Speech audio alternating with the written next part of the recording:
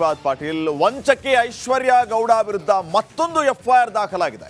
R ನಗರ ಠಾಣೆಯಲ್ಲಿ ಮತ್ತೊಂದು FIR ದಾಖಲಾಗಿರೋದು. Doctor Dayananda Lingegowda ಅನ್ನೋರಿಂದ ಈ ದೂರು ದಾಖಲಾಗಿದೆ. ಈ ದೂರಿನ ಅನ್ವಯ ಎಫ್ಐಆರ್ ಕೂಡ ಆಗಿರೋದು. ಐಶ್ವರ್ಯ ಗೌಡ ಪತಿ ಹರೀಶ್ ಸೇರಿ 7 ಜನರ ವಿರುದ್ಧ ಕೇಸ್ ಆಗಿರೋದು. ಸ್ನೇಹಿತ ಟಿಪಿ ರಮೇಶ್ ಮೂಲಕ ಐಶ್ವರ್ಯ ಪರಿಚಯ ಆಗಿದ್ದು, ಡಿಕೆ ಸುರೇಶ್ ಹೆಸರನ್ನ ಬಳಸಿಕೊಂಡು ವಂಚನೆಯ ಆರೋಪ ಇಲ್ಲಿಯೂ ಕೂಡ ಕೇಳಿಬಂದಿದೆ.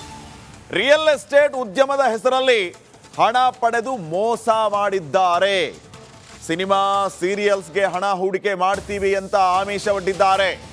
ಹಣ ವಾಪಸ್ ಕೇಳಿದ್ರೆ ಐಶ್ವರ್ಯ ಬೆದರಿಕೆ ಹಾಕ್ತಾ ಇದ್ರು ಅನ್ನುವಂಥ ಆರೋಪ ಈಗ ಐಶ್ವರ್ಯ ಗೌಡ ವಿರುದ್ಧ ಕೇಳಿ ಬಂದಿರೋದು. ಯಥಾವತ್ ಅದನ್ನ ದೂರಿನಲ್ಲಿಯೂ ಕೂಡ ಉಲ್ಲೇಖ ಮಾಡಿದ್ದಾರೆ. ಈಗ ಈ ದೂರಿನ ಅನ್ವಯ ಮತ್ತೊಂದು ಎಫ್ಐಆರ್ ವಂಚಕಿ ಐಶ್ವರ್ಯ ಗೌಡ ವಿರುದ್ಧ. ಇಲ್ಲಿಯೂ ಕೂಡ ಡಿಕೆ ಸುರೇಶ್ ಹೆಸರನ್ನ ಬಳಸಿರೋದು. ಸೀರಿಯಲ್ಗೆ ಸಿನಿಮಾಗೆ ದುಡ್ಡನ್ನ ಇನ್ವೆಸ್ಟ್ ಮಾಡ್ತೀವಿ ಅಂತ ಹೇಳಿದ್ದು, ಅವ್ರ ಕಡೆಯಿಂದ ಆಮಿಷ ಒಡ್ಡಿ ದುಡ್ಡನ್ನ ಇಸ್ಕೊಂಡಿರೋದು. ವಾಪಸ್ ದುಡ್ಡನ್ನ ಕೇಳಿದ್ರೆ ಅವ್ರನ್ನ ಹೆದರಿಸಿ ಬೆದರಿಸಿ ಈ ರೀತಿ ಮಾಡಿರೋದು. ಈ ವಂಚಕಿ ಐಶ್ವರ್ಯ ಗೌಡ ವಿರುದ್ಧ ಈಗ ಆಕ್ರೋಶ ವ್ಯಕ್ತವಾಗ್ತಾ ಇದೆ. ಇಂಥವರಿಗೆ ತಕ್ಕ ಶಾಸ್ತಿ ಆಗಬೇಕು, ನಮ್ಮ ದುಡ್ಡು ವಾಪಸ್ ಬರಬೇಕು ಅನ್ನುವಂಥದ್ದು ಇವರೆಲ್ಲರ ಆಗ್ರಹ ಆಗಿದೆ. ಈ ಎಲ್ಲ ವಿಚಾರಗಳಿಗೆ ಸಂಬಂಧಪಟ್ಟಂತೆ ಇನ್ನಷ್ಟು ಅಪ್ಡೇಟ್ಸ್ ಅನ್ನ ಕೊಡ್ತಾರೆ ಪ್ರತಿನಿಧಿ ಮಾದೇಶ್. ಈಗ ನೇರ ಸಂಪರ್ಕದಲ್ಲಿ ಜಾಯಿನ್ ಆಗ್ತಾ ಇದ್ದಾರೆ. ಮಾದೇಶ್, ಪ್ರತಿನಿತ್ಯವೂ ಕೂಡ ಒಂದೊಂದೇ ವಿಚಾರಗಳು ಬಯಲಾಗ್ತಾ ಇರೋದು. ಈ ಐಶ್ವರ್ಯ ಇನ್ನೂ ಎಷ್ಟು ಜನರಿಗೆ ವಂಚನೆ ಮಾಡಿದ್ದಾಳೋ, ಏನ್ ಕಥೆನೋ ಅನ್ನುವಂತಹ ಪ್ರಶ್ನೆ ಈಗ ಮೂಡ್ತಾ ಇರೋದು. ಸದ್ಯಕ್ಕೆ ಪೊಲೀಸರು ಈ ವಿಚಾರವನ್ನು ಎಷ್ಟು ಗಂಭೀರವಾಗಿ ತೆಗೆದುಕೊಂಡಿದ್ದಾರೆ ಅನ್ನುವಂಥದ್ದು ಒಂದು ಕಡೆ ಆದರೆ, ಆಮಿಷ ಒಡ್ಡಿ ಈ ರೀತಿ ಮೋಸ ಮಾಡಿರೋ ವಿಚಾರಕ್ಕೆ ಸಂಬಂಧಪಟ್ಟಂಗೆ ಮತ್ತೆ ಯಾರೆಲ್ಲ ಮುಂದೆ ಬರ್ತಾ ಇದ್ದಾರೆ, ಕಂಪ್ಲೇಂಟ್ ಕೊಡ್ತಾ ಇದ್ದಾರೆ, ಏನ್ ಕತೆ ಆಗ್ತಾ ಇದೆ ಅನ್ನುವಂಥದ್ದು ಜನಸಾಮಾನ್ಯರಲ್ಲಿ ಹುಟ್ಟಿರುವ ಪ್ರಶ್ನೆ. ಏನೆಲ್ಲ ಅಪ್ಡೇಟ್ಸ್ ಕೊಡ್ತೀರಿ ವಿಚಾರವಾಗಿ? ಖಂಡಿತ ಶ್ರೀಪಾದ್, ಯಾವಾಗ ಈ ಒಂದು ಪ್ರಕರಣವನ್ನು ಪೊಲೀಸರು ತನಿಖೆಗೆ ಕೈಗೆತ್ಕೊಳ್ತಾರೆ ಆವಾಗಲೇ ಐಶ್ವರ್ಯ ಗೌಡ ಅವರ ವಿರುದ್ಧ ಸಾಕಷ್ಟು ಆರೋಪಗಳು ಕೂಡ ಕೇಳಿಬಂದಿರುತ್ತೆ. ಓನ್ಲಿ ಚಂದ್ರ ಲೇಔಟ್ ಅಷ್ಟೇ ಅಲ್ಲ, ಬೇರೆ ಬೇರೆ ಪೊಲೀಸ್ ಠಾಣೆ ವ್ಯಾಪ್ತಿಯಲ್ಲೂ ಕೂಡ ಅದರಲ್ಲೂ ಕೂಡ ಬೇರೆ ಬೇರೆ ರಾಜಕಾರಣಿಗಳ ಹೆಸರನ್ನು ಬಳಸ್ಕೊಂಡು ಈಕೆ ವಂಚನೆ ಮಾಡಿದ್ದಾರೆ ಅನ್ನುವಂಥ ವಿಚಾರಗಳು ಕೂಡ ಸಾಕಷ್ಟು ಇತ್ತು. ತನಿಖೆ ಮಾಡ್ತಿದ್ದಂಥ ACP ಭರತ್ ರೆಡ್ಡಿ ಅವರ ಟೀಮ್ಗೂ ಕೂಡ ಈ ಒಂದು ಬಗ್ಗೆ ಸಾಕಷ್ಟು ಮಾಹಿತಿಗಳು ಕೂಡ ಲಭ್ಯ ಆಗ್ತಿತ್ತು. ನಿನ್ನೆ ಅಷ್ಟೇ ಈ ಒಂದು ಪ್ರಕರಣಕ್ಕೆ ಸಂಬಂಧಪಟ್ಟಂತೆ ರಿಪಬ್ಲಿಕ್ ಕನ್ನಡದಲ್ಲೂ ಕೂಡ ಒಂದು ಸುದ್ದಿಯನ್ನು ಬಿತ್ತರ ಮಾಡಲಾಗಿತ್ತು. ಅಂದರೆ ಡಾಕ್ಟರ್ಗಳನ್ನ ಟಾರ್ಗೆಟ್ ಮಾಡಿಕೊಂಡು ಐಶ್ವರ್ಯ ಗೌಡ ಒಂದಷ್ಟು ವಂಚನೆಗಳನ್ನ ಮಾಡಿದ್ದಾಳೆ ಅನ್ನುವಂಥ ಆರೋಪಗಳು ಕೂಡ ಕೇಳಿ ಬಂದಿತ್ತು. ಅದಕ್ಕೆ ಸಂಬಂಧಪಟ್ಟಂತೆ ಕಳೆದ 2 ದಿನಗಳ ಹಿಂದೆ ಅಷ್ಟೇ ACP ಭರತ್ ರೆಡ್ಡಿ ಅವರು ಆಕೆಯನ್ನ ಕರೆಸಿ ವಿಚಾರಣೆ ಮಾಡುವಂತ ಕೆಲಸವನ್ನು ಕೂಡ ಮಾಡಿದ್ರು. ಜೊತೆಗೆ ಮಂಡ್ಯದಲ್ಲೂ ಕೂಡ ಈಕೆ ವಿರುದ್ಧ ಸಾಕಷ್ಟು ಆರೋಪಗಳು ಕೂಡ ಕೇಳಿ ಬಂದಿತ್ತು. ಸುಮಾರು ಜನರಿಗೆ ಸುಮಾರು 100 ಕೋಟಿವರೆಗೂ ಕೂಡ ಈಕೆ ಈ ರೀತಿಯಾಗಿ ವಂಚನೆ ಅಂದ್ರೆ ಹಣದ ವಿಚಾರವಾಗಿ ಸಾಕಷ್ಟು ವ್ಯವಹಾರಗಳನ್ನು ನಡೆಸಿದ್ದಾಳೆ ಅನ್ನುವಂಥದ್ದು ಈಗಾಗಲೇ ಪೊಲೀಸರಿಗೆ ತನಿಖೆ ವೇಳೆ ಗೊತ್ತಾಗಿದೆ. ಅಂದ್ರೆ ಈಗಾಗಲೇ ಪೊಲೀಸರು ತನಿಖೆ ಮಾಡಿದಂಥ ಸಂದರ್ಭದಲ್ಲಿ ಸುಮಾರು 12 ಕೋಟಿ ವ್ಯವಹಾರಕ್ಕೆ ಸಂಬಂಧಪಟ್ಟಂತೆ ಒಂದಷ್ಟು ದಾಖಲೆಗಳು ಸಿಕ್ಕಿದೆ. ಇನ್ನು ಮಿಕ್ಕಿದ್ದಂಥ 80 ಕೋಟಿ ವಿಚಾರಕ್ಕೆ ಸಂಬಂಧಪಟ್ಟಂತೆ ಈಕೆಯಿಂದ ಹಣಕಾಸಿನ ವ್ಯವಹಾರ ನಡೆದಿದೆ ಅನ್ನುವಂಥದ್ದು ಮಾಹಿತಿ ಗೊತ್ತಾಗಿದೆ. ಎಲ್ಲವೂ ಕೂಡ ಬ್ಲಾಕ್ ಮನಿ, ಅದರಲ್ಲಿ ಅರ್ಧಷ್ಟು ಬ್ಲಾಕ್ ಮನಿಯಲ್ಲಿ ಈಕೆ ವಂಚನೆ ಮಾಡಿದಾಳೆ, ಜೊತೆಗೆ ಹಣದ ವ್ಯವಹಾರವನ್ನು ನಡೆಸಿದ್ದಾಳೆ ಅನ್ನುವಂಥದ್ದು ತನಿಖೆ ವೇಳೆ ಗೊತ್ತಾಗಿದೆ. ಒಂದರಿಂದ ಒಂದು ದಾಖಲೆಗಳು ಕೂಡ ಈಕೆ ವಿರುದ್ಧ ಪತ್ತೆ ಆಗ್ತಿದೆ. ಮತ್ತೊಂದು ಕೇಸ್ ಈಗ RR ನಗರ ಪೊಲೀಸ್ ಠಾಣೆಯಲ್ಲಿ ಈಗ ದಾಖಲಾಗಿದೆ. ದಯಾನಂದ್ ಅನ್ನುವಂಥವ್ರು ನೀಡಿದಂಥ ದೂರಿನ ಸಂಬಂಧ ಈಗಾಗಲೇ FIR ದಾಖಲಿಸಿಕೊಂಡು RR ನಗರ ಪೊಲೀಸರು ಮತ್ತೊಂದು FIR ದಾಖಲಿಸಿಕೊಂಡು ಆಕೆ ವಿರುದ್ಧ ತನಿಖೆ ಮಾಡುವಂತ ಕೆಲಸವನ್ನು ಮಾಡ್ತಿದ್ದಾರೆ. ಟೋಟಲ್ ಇಲ್ಲಿವರೆಗೂ ಆಕೆಯ ವಿರುದ್ಧ 3 FIRಗಳು ಈಗ ದಾಖಲಾಗಿದೆ. ಆ 3 FIRಗಳನ್ನ ಮತ್ತಷ್ಟು ಅಪ್ಡೇಟ್ ಅನ್ನ ಪಡೆದುಕೊಳ್ತೀನಿ. ಈಗ ಇನ್ನೊಂದು ಬ್ರೇಕ್. ಪಾಟೀಲ್, ವಂಚಕಿ ಐಶ್ವರ್ಯ ಗೌಡ ವಿರುದ್ಧ ಮತ್ತೊಂದು FIR ದಾಖಲಾಗಿದೆ. RR ನಗರ ಠಾಣೆಯಲ್ಲಿ ಮತ್ತೊಂದು FIR ದಾಖಲಾಗಿರೋದು. ಡಾಕ್ಟರ್ ದಯಾನಂದ ಲಿಂಗೇಗೌಡ ಅನ್ನೋರಿಂದ ಈ ದೂರು ದಾಖಲಾಗಿದೆ. ಈ ದೂರಿನ ಅನ್ವಯ FIR ಕೂಡ ಆಗಿರೋದು. ಐಶ್ವರ್ಯ ಗೌಡ ಪತಿ ಹರೀಶ್ ಸೇರಿ 7 ಜನರ ವಿರುದ್ಧ ಕೇಸ್ ಆಗಿರೋದು. ಸ್ನೇಹಿತ ಟಿಪಿ ರಮೇಶ್ ಮೂಲಕ ಐಶ್ವರ್ಯ ಪರಿಚಯ ಆಗಿದ್ದು, ಡಿಕೆ ಸುರೇಶ್ ಹೆಸರನ್ನ ಬಳಸಿಕೊಂಡು ವಂಚನೆಯ ಆರೋಪ ಇಲ್ಲಿಯೂ ಕೂಡ ಕೇಳಿಬಂದಿರೋದು. ರಿಯಲ್ ಎಸ್ಟೇಟ್ ಉದ್ಯಮದ ಹೆಸರಲ್ಲಿ ಹಣ ಪಡೆದು ಮೋಸ ಮಾಡಿದ್ದಾರೆ. ಸಿನಿಮಾ ಸೀರಿಯಲ್ಸ್ಗೆ ಹಣ ಹೂಡಿಕೆ ಮಾಡ್ತೀವಿ ಅಂತ ಆಮಿಷವೊಡ್ಡಿದ್ದಾರೆ. ಹಣ ವಾಪಸ್ ಕೇಳಿದ್ರೆ ಐಶ್ವರ್ಯ ಬೆದರಿಕೆ ಹಾಕ್ತಾ ಇದ್ರು ಅನ್ನುವಂಥ ಆರೋಪ ಈಗ ಐಶ್ವರ್ಯ ಗೌಡ ವಿರುದ್ಧ ಕೇಳಿ ಬಂದಿರೋದು. ಯಥಾವತ್ ಅದನ್ನ ದೂರಿನಲ್ಲಿಯೂ ಕೂಡ ಉಲ್ಲೇಖ ಮಾಡಿದ್ದಾರೆ. ಈಗ ಈ ದೂರಿನ ಅನ್ವಯ ಮತ್ತೊಂದು FIR ವಂಚಕಿ ಐಶ್ವರ್ಯ ಗೌಡ ವಿರುದ್ಧ. ಇಲ್ಲಿಯೂ ಕೂಡ ಡಿ ಕೆ ಸುರೇಶ್ ಹೆಸರನ್ನ ಬಳಸಿರೋದು. ಸೀರಿಯಲ್ಗೆ ಸಿನಿಮಾಗೆ ದುಡ್ಡನ್ನು ಇನ್ವೆಸ್ಟ್ ಮಾಡ್ತೀವಿ ಅಂತ ಹೇಳಿದ್ದು, ಅವ್ರ ಕಡೆಯಿಂದ ಆಮಿಷ ವಡ್ಡಿಗೆ ದುಡ್ಡನ್ನು ಇಸ್ಕೊಂಡಿರೋದು, ವಾಪಸ್ ದುಡ್ಡನ್ನು ಕೇಳಿದರೆ ಅವ್ರನ್ನ ಹೆದರಿಸಿ ಬೆದರಿಸಿ ಈ ರೀತಿ ಮಾಡಿರೋದು. ಈ ವಂಚಕೆ ಐಶ್ವರ್ಯ ಗೌಡ ವಿರುದ್ಧ ಈಗ ಆಕ್ರೋಶ ವ್ಯಕ್ತವಾಗ್ತಾ ಇದೆ. ಇಂಥವರಿಗೆ ತಕ್ಕ ಶಾಸ್ತಿ ಆಗಬೇಕು, ನಮ್ಮ ದುಡ್ಡು ವಾಪಸ್ ಬರಬೇಕು ಅನ್ನುವಂಥದ್ದು ಇವರೆಲ್ಲರ ಆಗ್ರಹ ಆಗಿದೆ. ಈ ಎಲ್ಲ ವಿಚಾರಗಳಿಗೆ ಸಂಬಂಧಪಟ್ಟಂತೆ ಇನ್ನಷ್ಟು ಅಪ್ಡೇಟ್ಸ್ ಅನ್ನ ಕೊಡ್ತಾರೆ ಪ್ರತಿನಿಧಿ ಮಾದೇಶ್. ಈಗ ನೇರ ಸಂಪರ್ಕದಲ್ಲಿ ಜಾಯಿನ್ ಆಗ್ತಾ ಇದ್ದಾರೆ. ಮಾದೇಶ್, ಪ್ರತಿನಿತ್ಯವೂ ಕೂಡ ಒಂದೊಂದೇ ವಿಚಾರಗಳು ಬಯಲಾಗ್ತಾ ಇರೋದು. ಈ ಐಶ್ವರ್ಯ ಇನ್ನೂ ಎಷ್ಟು ಜನರಿಗೆ ವಂಚನೆ ಮಾಡಿದ್ದಾಳೋ, ಏನ್ ಕಥೆನೋ ಅನ್ನುವಂತಹ ಪ್ರಶ್ನೆ ಈಗ ಮೂಡ್ತಾ ಇರೋದು.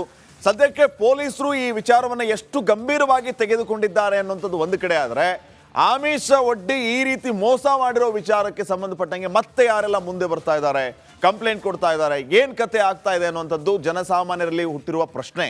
ಏನೆಲ್ಲ ಅಪ್ಡೇಟ್ಸ್ ಕೊಡ್ತೀರಿ ವಿಚಾರವಾಗಿ? ಖಂಡಿತ ಶ್ರೀಪಾದ್, ಯಾವಾಗ ಈ ಒಂದು ಪ್ರಕರಣವನ್ನ ಪೊಲೀಸರು ತನಿಖೆಗೆ ಕೈಗೆತ್ಕೊಳ್ತಾರೆ ಆವಾಗಲೇ ಐಶ್ವರ್ಯ ಗೌಡ ಅವರ ವಿರುದ್ಧ ಸಾಕಷ್ಟು ಆರೋಪಗಳು ಕೂಡ ಕೇಳಿ ಬಂದಿರುತ್ತೆ.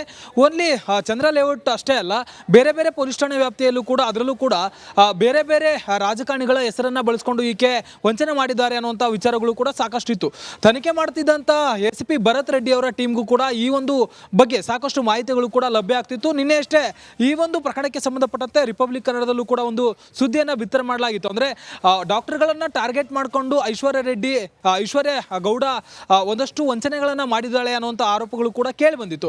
ಅದಕ್ಕೆ ಸಂಬಂಧಪಟ್ಟಂತೆ ಕಳೆದ 2 ದಿನಗಳ ಹಿಂದೆ ಅಷ್ಟೇ ACP ಭರತ್ ರೆಡ್ಡಿ ಅವರು ಆಕೆಯನ್ನ ಕರೆಸಿ ವಿಚಾರಣೆ ಮಾಡುವಂತ ಕೆಲಸವನ್ನು ಕೂಡ ಮಾಡಿದ್ರು. ಜೊತೆಗೆ ಮಂಡ್ಯದಲ್ಲೂ ಕೂಡ ಈಕೆ ವಿರುದ್ಧ ಸಾಕಷ್ಟು ಆರೋಪಗಳು ಕೂಡ ಕೇಳಿ ಬಂದಿತ್ತು.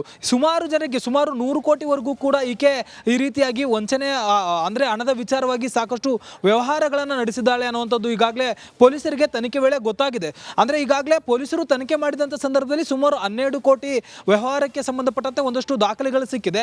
ಇನ್ನು ಮಿಕ್ಕಿದ್ದಂಥ 80 ಕೋಟಿ ವಿಚಾರಕ್ಕೆ ಸಂಬಂಧಪಟ್ಟಂತೆ ಈಕೆಯಿಂದ ಹಣಕಾಸಿನ ವ್ಯವಹಾರ ನಡೆದಿದೆ ಅನ್ನುವಂಥದ್ದು ಮಾಹಿತಿ ಗೊತ್ತಾಗಿದೆ. ಎಲ್ಲವೂ ಕೂಡ ಬ್ಲಾಕ್ ಮನಿ, ಅದರಲ್ಲಿ ಅರ್ಧಷ್ಟು ಬ್ಲಾಕ್ ಮನಿಯಲ್ಲಿ ಈಕೆ ವಂಚನೆ ಮಾಡಿದ್ದಾಳೆ, ಜೊತೆಗೆ ಹಣದ ವ್ಯವಹಾರವನ್ನು ನಡೆಸಿದ್ದಾಳೆ ಅನ್ನುವಂಥದ್ದು ತನಿಖೆ ವೇಳೆ ಗೊತ್ತಾಗಿದೆ. ಒಂದರಿಂದ ಒಂದು ದಾಖಲೆಗಳು ಕೂಡ ಈಕೆ ವಿರುದ್ಧ ಪತ್ತೆ ಆಗ್ತಿದೆ. ಮತ್ತೊಂದು ಕೇಸ್ ಈಗ RR ನಗರ ಪೊಲೀಸ್ ಠಾಣೆಯಲ್ಲಿ ಈಗ ದಾಖಲಾಗಿದೆ. ದಯಾನಂದ್ ಅನ್ನುವಂಥವ್ರು ನೀಡಿದಂಥ ದೂರಿನ ಸಂಬಂಧ ಈಗಾಗಲೇ FIR ದಾಖಲಿಸಿಕೊಂಡು RR ನಗರ ಪೊಲೀಸರು ಮತ್ತೊಂದು FIR ದಾಖಲಿಸಿಕೊಂಡು ಆಕೆ ವಿರುದ್ಧ ತನಿಖೆ ಮಾಡುವಂತ ಕೆಲಸವನ್ನು ಮಾಡ್ತಿದ್ದಾರೆ. ಟೋಟಲ್ ಇಲ್ಲಿವರೆಗೂ ಆಕೆಯ ವಿರುದ್ಧ 3 FIRಗಳು ಈಗ ದಾಖಲಾಗಿದೆ. ಆ 3 FIRಗಳನ್ನ ಮತ್ತಷ್ಟು ಅಪ್ಡೇಟ್ ಅನ್ನ ಪಡೆದುಕೊಳ್ತೀನಿ. ಈಗ ಇನ್ನೊಂದು ಬ್ರೇಕ್ ಪಾಟೀಲ್, ವಂಚಕಿ ಐಶ್ವರ್ಯ ಗೌಡ ವಿರುದ್ಧ ಮತ್ತೊಂದು FIR ದಾಖಲಾಗಿದೆ. RR ನಗರ ಠಾಣೆಯಲ್ಲಿ ಮತ್ತೊಂದು FIR ದಾಖಲಾಗಿರೋದು. ಡಾಕ್ಟರ್ ದಯಾನಂದ ಲಿಂಗೇಗೌಡ ಅನ್ನೋರಿಂದ ಈ ದೂರು ದಾಖಲಾಗಿದೆ. ಈ ದೂರಿನ ಅನ್ವಯ FIR ಕೂಡ ಆಗಿರೋದು. ಐಶ್ವರ್ಯ ಗೌಡ ಪತಿ ಹರೀಶ್ ಸೇರಿ 7 ಜನರ ವಿರುದ್ಧ ಕೇಸ್ ಆಗಿರೋದು. ಸ್ನೇಹಿತ TP ರಮೇಶ್ ಮೂಲಕ ಐಶ್ವರ್ಯ ಪರಿಚಯ ಆಗಿದ್ದು, DK ಸುರೇಶ್ ಹೆಸರನ್ನ ಬಳಸಿಕೊಂಡು ವಂಚನೆಯ ಆರೋಪ ಇಲ್ಲಿಯೂ ಕೂಡ ಕೇಳಿ ಬಂದಿರೋದು. ರಿಯಲ್ ಎಸ್ಟೇಟ್ ಉದ್ಯಮದ ಹೆಸರಲ್ಲಿ ಹಣ ಪಡೆದು ಮೋಸ ಮಾಡಿದ್ದಾರೆ. ಸಿನಿಮಾ ಸೀರಿಯಲ್ಸ್ಗೆ ಹಣ ಹೂಡಿಕೆ ಮಾಡ್ತೀವಿ ಅಂತ ಆಮಿಷ ಒಡ್ಡಿದ್ದಾರೆ. ಹಣ ವಾಪಸ್ ಕೇಳಿದರೆ ಐಶ್ವರ್ಯ ಬೆದರಿಕೆ ಹಾಕ್ತಾ ಇದ್ರು ಅನ್ನುವಂಥ ಆರೋಪ ಈಗ ಐಶ್ವರ್ಯ ಗೌಡ ವಿರುದ್ಧ ಕೇಳಿ ಬಂದಿರೋದು. ಯಥಾವತ್ ಅದನ್ನ ದೂರಿನಲ್ಲಿಯೂ ಕೂಡ ಉಲ್ಲೇಖ ಮಾಡಿದ್ದಾರೆ. ಈಗ ಈ ದೂರಿನ ಅನ್ವಯ ಮತ್ತೊಂದು FIR ವಂಚಕಿ ಐಶ್ವರ್ಯ ಗೌಡ ವಿರುದ್ಧ. ಇಲ್ಲಿಯೂ ಕೂಡ DK ಸುರೇಶ್ ಹೆಸರನ್ನ ಬಳಸಿರೋದು. ಸೀರಿಯಲ್ಗೆ ಸಿನಿಮಾಗೆ ದುಡ್ಡನ್ನು ಇನ್ವೆಸ್ಟ್ ಮಾಡ್ತೀವಿ ಅಂತ ಹೇಳಿದ್ದು, ಅವ್ರ ಕಡೆಯಿಂದ ಆಮಿಷ ವಡ್ಡಿಗೆ ದುಡ್ಡನ್ನು ಇಸ್ಕೊಂಡಿರೋದು, ವಾಪಸ್ ದುಡ್ಡನ್ನು ಕೇಳಿದರೆ ಅವ್ರನ್ನ ಹೆದರಿಸಿ ಬೆದರಿಸಿ ಈ ರೀತಿ ಮಾಡಿರೋದು. ಈ ವಂಚಕೆ ಐಶ್ವರ್ಯ ಗೌಡ ವಿರುದ್ಧ ಈಗ ಆಕ್ರೋಶ ವ್ಯಕ್ತವಾಗ್ತಾ ಇದೆ. ಇಂಥವರಿಗೆ ತಕ್ಕ ಶಾಸ್ತಿ ಆಗಬೇಕು, ನಮ್ಮ ದುಡ್ಡು ವಾಪಸ್ ಬರಬೇಕು ಅನ್ನುವಂಥದ್ದು ಇವರೆಲ್ಲರ ಆಗ್ರಹ ಆಗಿದೆ. ಈ ಎಲ್ಲ ವಿಚಾರಗಳಿಗೆ ಸಂಬಂಧಪಟ್ಟಂತೆ ಇನ್ನಷ್ಟು ಅಪ್ಡೇಟ್ಸ್ ಅನ್ನ ಕೊಡ್ತಾರೆ ಪ್ರತಿನಿಧಿ ಮಾದೇಶ್. ಈಗ ನೇರ ಸಂಪರ್ಕದಲ್ಲಿ ಜಾಯಿನ್ ಆಗ್ತಾ ಇದ್ದಾರೆ. ಮಾದೇಶ್, ಪ್ರತಿನಿತ್ಯವೂ ಕೂಡ ಒಂದೊಂದೇ ವಿಚಾರಗಳು ಬಯಲಾಗ್ತಾ ಇರೋದು. ಈ ಐಶ್ವರ್ಯ ಇನ್ನೂ ಎಷ್ಟು ಜನರಿಗೆ ವಂಚನೆ ಮಾಡಿದ್ದಾಳೋ, ಏನ್ ಕಥೆನೋ ಅನ್ನುವಂತಹ ಪ್ರಶ್ನೆ ಈಗ ಮೂಡ್ತಾ ಇರೋದು. ಸದ್ಯಕ್ಕೆ ಪೊಲೀಸರು ಈ ವಿಚಾರವನ್ನು ಎಷ್ಟು ಗಂಭೀರವಾಗಿ ತೆಗೆದುಕೊಂಡಿದ್ದಾರೆ ಅನ್ನುವಂಥದ್ದು ಒಂದು ಕಡೆ ಆದರೆ, ಆಮಿಷ ಒಡ್ಡಿ ಈ ರೀತಿ ಮೋಸ ಮಾಡಿರೋ ವಿಚಾರಕ್ಕೆ ಸಂಬಂಧಪಟ್ಟಂಗೆ ಮತ್ತೆ ಯಾರೆಲ್ಲ ಮುಂದೆ ಬರ್ತಾ ಇದ್ದಾರೆ, ಕಂಪ್ಲೇಂಟ್ ಕೊಡ್ತಾ ಇದ್ದಾರೆ, ಏನ್ ಕತೆ ಆಗ್ತಾ ಇದೆ ಅನ್ನುವಂಥದ್ದು ಜನಸಾಮಾನ್ಯರಲ್ಲಿ ಹುಟ್ಟಿರುವ ಪ್ರಶ್ನೆ. ಏನೆಲ್ಲ ಅಪ್ಡೇಟ್ಸ್ ಕೊಡ್ತೀರಿ ವಿಚಾರವಾಗಿ? ಖಂಡಿತ ಶ್ರೀಪಾದ್, ಯಾವಾಗ ಈ ಒಂದು ಪ್ರಕರಣವನ್ನ ಪೊಲೀಸರು ತನಿಖೆಗೆ ಕೈಗೆತ್ಕೊಳ್ತಾರೆ ಆವಾಗಲೇ ಐಶ್ವರ್ಯ ಗೌಡ ಅವರ ವಿರುದ್ಧ ಸಾಕಷ್ಟು ಆರೋಪಗಳು ಕೂಡ ಕೇಳಿಬಂದಿರುತ್ತೆ. ಓನ್ಲಿ ಚಂದ್ರ ಲೇಔಟ್ ಅಷ್ಟೇ ಅಲ್ಲ, ಬೇರೆ ಬೇರೆ ಪೊಲೀಸ್ ಠಾಣೆ ವ್ಯಾಪ್ತಿಯಲ್ಲೂ ಕೂಡ ಅದರಲ್ಲೂ ಕೂಡ ಬೇರೆ ಬೇರೆ ರಾಜಕಾರಣಿಗಳ ಹೆಸರನ್ನ ಬಳಸ್ಕೊಂಡು ಈಕೆ ವಂಚನೆ ಮಾಡಿದ್ದಾರೆ ಅನ್ನುವಂಥ ವಿಚಾರಗಳು ಕೂಡ ಸಾಕಷ್ಟು ಇತ್ತು. ತನಿಖೆ ಮಾಡ್ತಿದ್ದಂಥ ACP ಭರತ್ ರೆಡ್ಡಿ ಅವರ ಟೀಮ್ಗೂ ಕೂಡ ಈ ಒಂದು ಬಗ್ಗೆ ಸಾಕಷ್ಟು ಮಾಹಿತಿಗಳು ಕೂಡ ಲಭ್ಯ ಆಗ್ತಿತ್ತು. ನಿನ್ನೆ ಅಷ್ಟೇ ಈ ಒಂದು ಪ್ರಕರಣಕ್ಕೆ ಸಂಬಂಧಪಟ್ಟಂತೆ ರಿಪಬ್ಲಿಕ್ ಕನ್ನಡದಲ್ಲೂ ಕೂಡ ಒಂದು ಸುದ್ದಿಯನ್ನು ಬಿತ್ತರ ಮಾಡಲಾಗಿತ್ತು. ಅಂದ್ರೆ ಡಾಕ್ಟರ್ಗಳನ್ನ ಟಾರ್ಗೆಟ್ ಮಾಡಿಕೊಂಡು ಐಶ್ವರ್ಯ ಗೌಡ ಒಂದಷ್ಟು ವಂಚನೆಗಳನ್ನ ಮಾಡಿದ್ದಾಳೆ ಅನ್ನುವಂಥ ಆರೋಪಗಳು ಕೂಡ ಕೇಳಿ ಬಂದಿತ್ತು.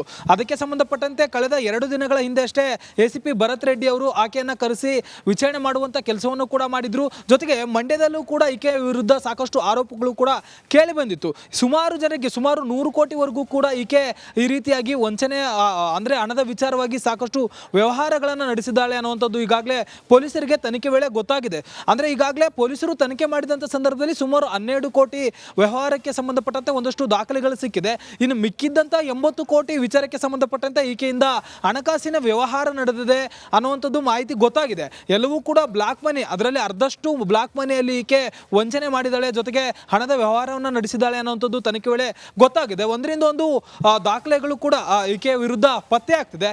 ಮತ್ತೊಂದು ಕೇಸ್ ಈಗ RR ನಗರ ಪೊಲೀಸ್ ಠಾಣೆಯಲ್ಲಿ ಈಗ ದಾಖಲಾಗಿದೆ.